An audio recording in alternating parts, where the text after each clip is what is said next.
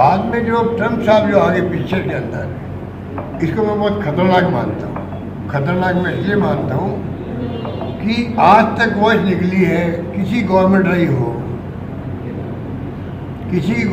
हो, इंदिरा जी से लगा के राजीव गांधी रहे हो, नरसिम्हा जी रहे हो, देवगौड़ा जी रहे हो, गुजराल साहब रहे हो, वाजपेयी जी रहे हो, यूपी सिंह जी भी थे, कि हम तीसरे पक्ष को बर्दाश्त नहीं करते हैं। हम तो खाली सीधी बात करेंगे पाकिस्तान के साथ, तो कश्मीर मुद्दा हो या कोई मुद्दा हो। इतना क्लियर कट जनता के दिलो दिमाग में बात बैठी हुई है, हिंदुस्तान की सरकारें चाहे किसी पार्टी की हो, इस मामले में एकजुट है कि हम कश्मीर मुद्दे पर यूएन भी पंचायत नहीं करेगा, हम खुद आपस में बात करें जो फैसला करना होगा। तो आप बता दीजिए। उसके बाद में अचानक ट्वीट आना ट्रम्प साहब का, हमने तो सीज फायर करवा दिया है, कश्मीर वाला मामला मैं निपटा दूंगा। ये मिस्टर ट्रम्प कोई कम छोटी मोटी हस्ती नहीं है। वो दुनिया का सबसे ताकतवर मुल्क जो है, अमेरिका जिसका नाम है यूएस, उनका वो प्रेसिडेंट है, उनके कहने के मायने होते हैं। अब उन्होंने कह दिया है, वो पंचायत करने लगे कभी जबरदस्ती घुसने के लिए। आप क्या कहोगे?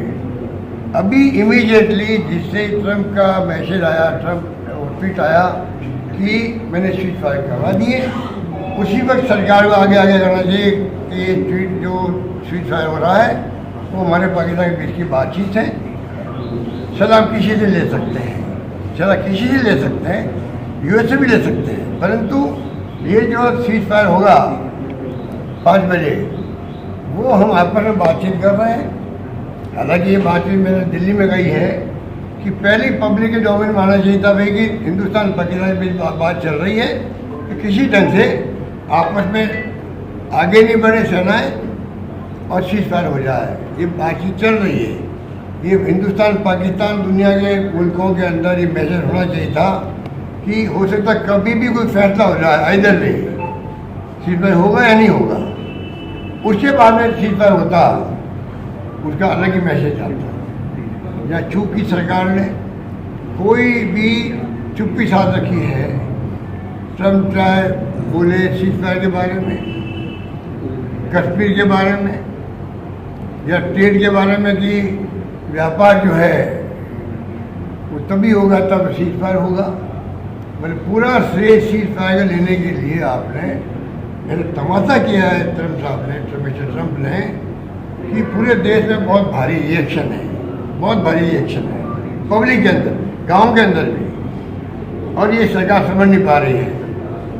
मेरा मानना है कि इस प्रकार से स्थिति रही तो इनको खामियाजा भुगतना पड़ेगा।